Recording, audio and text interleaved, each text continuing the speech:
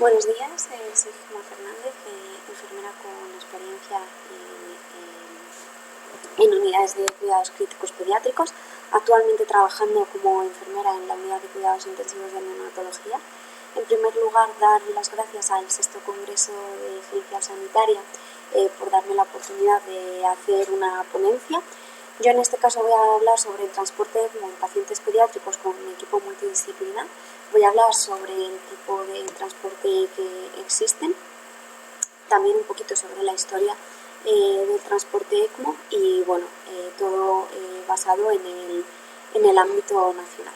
Empezamos. Bueno, la terapia ECMO se considera una actuación de rescate en pacientes que sufren situaciones de alta mortalidad y que se prevé que vayan a ser reversibles. A veces estos pacientes se encuentran en centros en los que no disponen de medios y de recursos para poder desarrollar esta terapia. Por ello y para disminuir la mortalidad, se realiza el transporte de estos pacientes con un equipo entrenado en esta terapia y a un centro útil en el que sí haya los recursos para su desarrollo óptimo. El transporte de estos pacientes se utiliza desde hace 30 años y ha supuesto un incremento desde el 2009. El volumen actual sobre estudios o artículos sobre esta terapia y este transporte, especialmente en el ámbito pediátrico, son muy disminuidos, lo que nos hace que el avance y el desarrollo de este transporte y esta terapia sea lento. A lo largo del tiempo, la centralización de recursos ha sido un progreso para este tipo de transporte. Además, se ha producido la mejora de resultados y un aumento en la mortalidad de estos pacientes. Una de las opciones que se desarrolla en España y en la mayoría de países desarrollados es el traslado de este equipo al centro donde se encuentra el paciente y una vez estabilizado y canulado, ellos mismos lo transportan a este centro útil. Vamos a ver que existen una serie de criterios y de contraindicaciones que primero valora este equipo multidisciplinar para ver si se puede llevar a cabo o no el traslado de este paciente. Y estas contraindicaciones son un peso del recién nacido de menos de 2 kilos, un fracaso multiorgánico irreversible, ventilación mecánica con una FIO2 del 100% durante más de 14 días, edad gestacional menor de 34 semanas y una enfermedad avanzada de mal pronóstico. En caso de que haya criterios de contraindicación del transporte de estos pacientes, este no se realiza debido a la alta complejidad y alta probabilidad de fracaso de esta terapia. Para llevar a cabo este tipo de transportes necesitamos un equipo multidisciplinar que va a constar de 1 o 2 médicos intensivistas formados en terapia ECMO, 1 o 2 cirujanos que se encargarán de la canulación de estos pacientes, un perfusionista que se estará a cargo del circuito ECMO y 1 o 2 enfermeros con conocimientos de terapia ECMO. Este equipo multidisciplinar hay que recordar que además de tener que estar entrenados en esta terapia ECMO, también deberán de estar entrenados en una reanimación avanzada debido que a todos los inconvenientes que puedan sufrir durante este transporte tienen que ser resueltos y pueden ser de una alta complejidad. El equipo móvil ECMO debe ser autosuficiente tanto en materiales, dispositivos como equipo humano para garantizar el éxito de este transporte. Por ello, antes de iniciar estos transportes, el equipo móvil ECMO debe comprobar a través de una checklist si está presente todo el material, teniendo en cuenta que en el transporte puede alargarse o puede haber ciertos inconvenientes. Además, hay que recordar que estos recursos son ilimitados y que todos estos materiales tienen que estar de manera óptica. Es muy importante también verificar que contamos con todos los medicamentos, con hemoderivados que vayamos a necesitar y que todos los dispositivos, tanto energéticos que necesitemos, balas de oxígeno o cualquier otro instrumento, estén con la batería suficiente.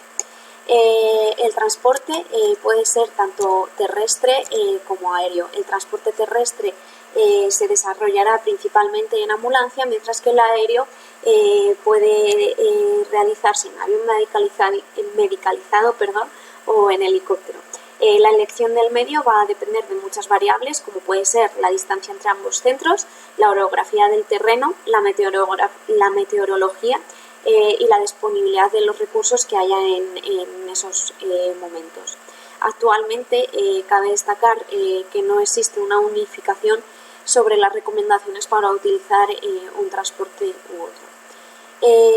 Sobre el ámbito terrestre, se estima que un 53% de traslados ECMO son en ambulancia, ya que es un recurso de fácil disponibilidad, pero es verdad que la necesidad de un transporte terrestre voluminoso con necesidad de mucha cantidad de recursos humanos y materiales hace que tanto la ida como la vuelta sean un poco alargadas en el tiempo.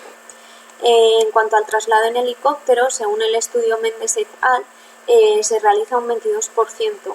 Por su estabilidad, por su alta velocidad, se considera que es un transporte óptimo para pacientes críticos tiempo dependientes, teniendo en cuenta que el espacio que ofrece es muy reducido, que las infraestructuras disponibles son muy limitadas y que tenemos que tener en cuenta sobre todo un peso máximo al que podemos someterlo.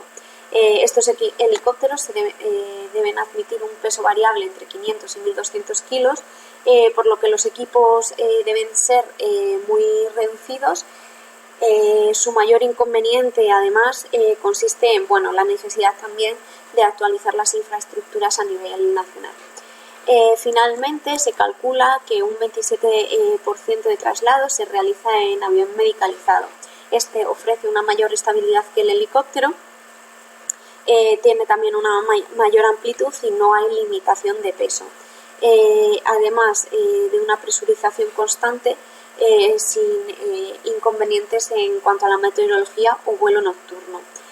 A su vez, el mayor inconveniente que este presenta es la alta logística necesaria para llevarla a cabo. En cuanto a las complicaciones generales del transporte ECMO, se encuentran las derivadas del propio vehículo, como las derivadas del paciente, que van a ser las de mayor incidencia. En cuanto a las complicaciones del transporte y el vehículo, en un 12,6% podemos destacar complicaciones que incluyen la falta de material, la necesidad de corriente eléctrica, complicaciones en el manejo del paciente, así como complicaciones por el retraso del transporte. Para ello hemos dicho que ya se proponía utilizar una checklist que contenga el material que vamos a necesitar, comprobar la necesidad de aire y oxígeno antes de cada traslado, teniendo en cuenta los posibles contratiempos que puedan suceder durante el transporte. También la necesidad de contar con ventiladores mecánicos y monitores de transporte avanzados que permitan una óptima monitorización del paciente. En cuanto al paciente, en cuanto a estas complicaciones del paciente, destacar que las principales complicaciones que van a surgir, que son un 65%, pueden ser la extubación del paciente, sangrado, inestabilidad hemodinámica, problemas al programar la ventilación mecánica, ya que no es lo mismo una ventilación mecánica en un medio en el que estamos parados que en un transporte, por lo que los parámetros varían, y alteraciones electrolíticas. Y en cuanto a las complicaciones técnicas del equipo ECMO, tienen que ver la entrada de aire en el circuito, el mal funcionamiento del calentador, de los monitores, la coagulación de las cánulas y del circuito, así como las bombas de infusión o el gasómetro. En relación con el personal del equipo, destacar que solo se cumplen estas complicaciones un 5,8% y se basan en una mala comunicación.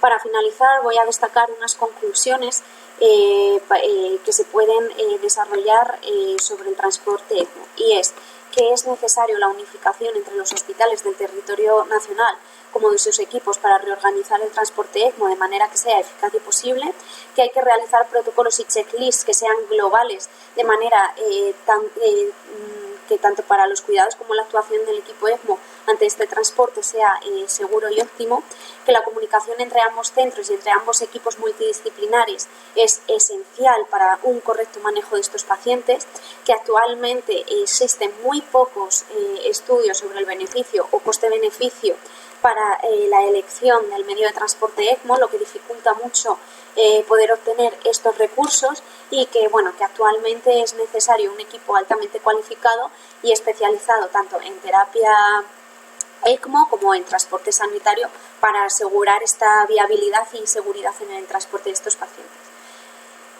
Bueno, ha sido muy cortito, espero que os haya gustado y bueno, que muchísimas gracias y que estoy a vuestra disposición. Gracias.